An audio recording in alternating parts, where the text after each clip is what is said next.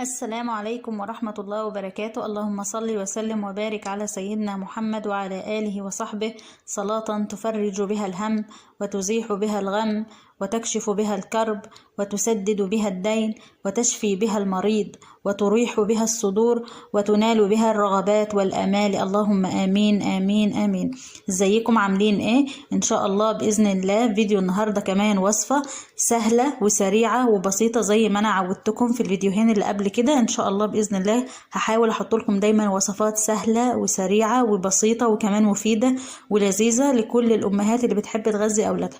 ان شاء الله وصفة النهاردة معانا هتكون تنفع لوجبة فطار غير الفطار المعتاد اللي احنا متعودين عليه، اللي زهق من الطعمية والفول واللانشون والجبنة الرومي وكل الحاجات ديت جميلة ومفيدة، ولكن الواحد مع الاعتياد عليها بيكون